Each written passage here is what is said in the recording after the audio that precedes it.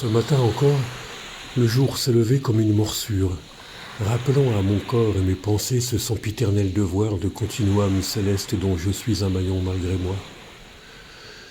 J'en veux à la création de m'interdire cette sensation d'éternité à chaque vie que l'on me prête ici. Je boue à laisser respirer sous la lumière divine de la création cette entité qui me compose et me contrôle, se consume dans l'ombre et la douleur.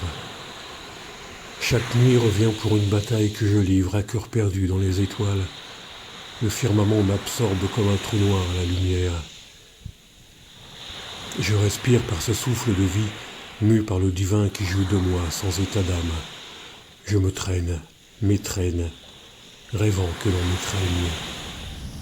Je suis arrivé ici comme un cheveu sur la soupe, chassé d'ailleurs, tombé dans de ses eaux, ou porté par le vent, bousculé par le hasard, sans aucun autre but que de n'être rien, rien qu'un fil d'Ariane reliant mon cœur à l'univers et sa création, sa récréation.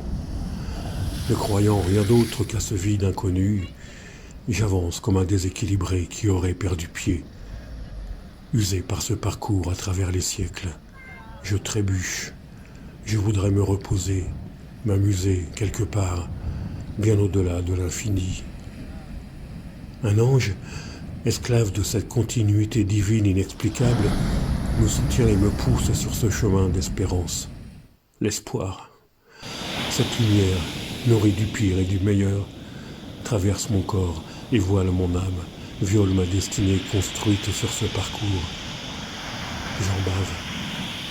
J'en bave, me raccroche à l'amour des hommes, glissant sur ces parois abruptes et coupantes, outils de la fabrication des âmes humaines. Rien n'y fait. Ces blessures de conscience collective m'accompagnent sans âme sœur, ni âme qui vive. L'espoir revient quand l'amour se perd. L'espoir d'aimer, aimer l'espoir. Et si la poule perdait l'œuf à tout jamais? L'espoir est-il plus fort que l'amour? Est-ce que j'aime? Qu'est-ce que j'aime?